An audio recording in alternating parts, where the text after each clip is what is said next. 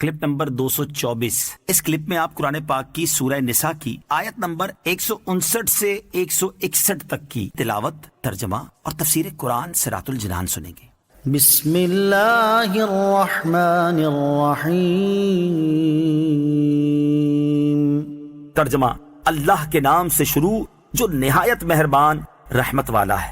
وَإِن مِّنْ أَهْلِ الْكِتَابِ إِلَّا لَيُؤْمِنَنَّ بِهِ قَبْلَ مَوْتِهِ وَيَوْمَ الْقِيَامَةِ يَكُونُ عَلَيْهِمْ شَهِيدًا۔ ترجمہ، کوئی کتابی ایسا نہیں جو اس کی موت سے پہلے ان پر ایمان نہ لے آئے گا، اور قیامت کے دن وہ عیسیٰ ان پر گواہ ہوں گے۔ الا لیؤمنن بہ، مگر وہ اس پر ایمان لائے گا۔ اس آیت کی تفسیر میں چند اقوال ہیں۔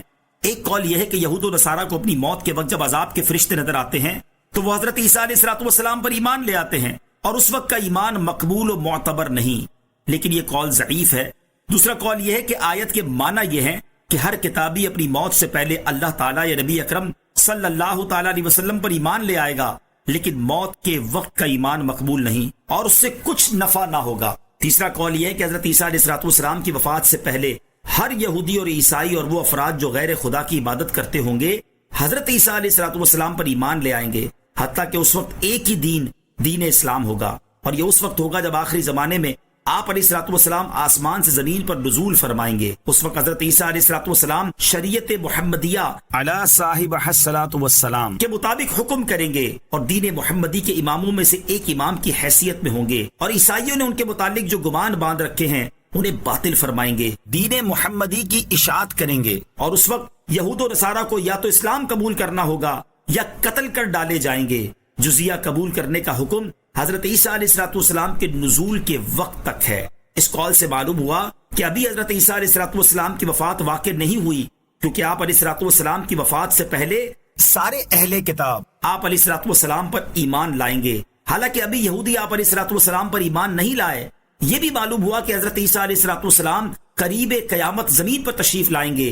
نیز یہ بھی معلوم ہوا کہ آپ علیہ السلام کی سامت پر سارے یہودی آپ علیہ السلام پر ایمان لے آئیں گے، اس طرح کہ سب آپ علیہ السلام کے اللہ کا بندہ اور اللہ کی طرف سے کلمہ ہونے کا اقرار کر کے مسلمان ہو جائیں گے۔ یکون علیہم شہیدا، وہ ان پر گواہ ہوں گے، یعنی حضرت عیسیٰ علیہ السلام قیامت کے دن یہودیوں پر تو یہ گواہی دیں گے کہ انہوں نے آپ علیہ السلام کی تکذیب کی اور آپ علیہ السلام کے حق میں زبانیں تان دراز کی، اور نصارہ پر یہ گواہی دیں گے کہ انہوں نے آپ علیہ السلام کو رب ٹھہرایا اور خدا عز و جل کا شریک جانا، جبکہ اہل کتاب میں سے جو لوگ ایمان لے آئیں گے ان کے ایمان کی بھی آپ علیہ السلام شہادت دیں گے۔ فَبِظُلْمٍ مِّنَ الَّذِينَ هَادُوا حَرَّمْنَا عَلَيْهِمْ طَيِّبَاتٍ أُحِلَّتْ لَهُمْ وَبِصَدِّهِمْ عَن سَبِيلِ اللَّهِ كَثِيرًا۔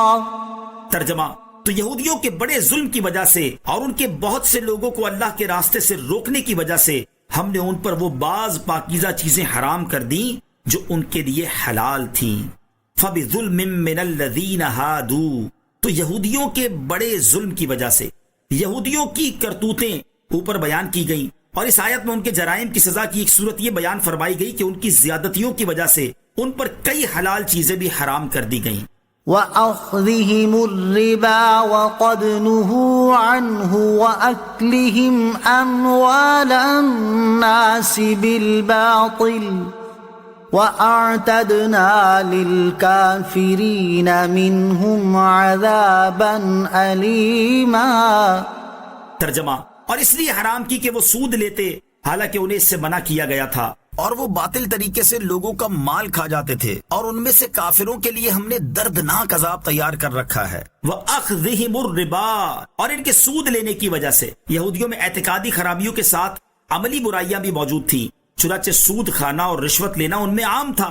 فیصلہ کرنے میں رشوت لیتے، حتیٰ کہ رشوت کی خاطر شرعی احکام بھی بدل دیتے۔ سود اور رشوت کی مذمت، اس آیت سے سود کی حرمت اور رشوت کی قباحت و خباثت بھی معلوم ہوئی۔ سود لینا شدید حرام ہے۔ حضرت ابو ہریرہ رضی اللہ تعالیٰ عنہ سے روایت ہے، سرور کائنات صلی اللہ تعالیٰ علیہ وسلم نے ارشاد فرمایا، بے شک سود 70 گناہوں کا مجموعہ ہے۔ ان میں سب سے چھوٹا گناہ یہ ہے کہ آدمی اپنی ماں سے زنا کرے۔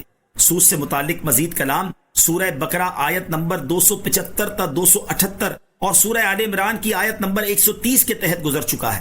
اور رشوت کے بارے میں حضرت ثوبان رضی اللہ تعالیٰ عنہ سے روایت ہے کہ سرکار دو عالم صلی اللہ تعالیٰ علیہ وسلم نے رشوت لینے والے، دینے والے اور ان کے مابین لین دین میں مدد کرنے والے پر لعنت فرمائی۔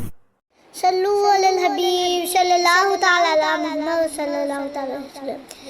مجھے اپنی اور ساری دنیا کی لوگوں کی اصلاح کی کوشش کرنی ہے انشاءاللہ عز و جل۔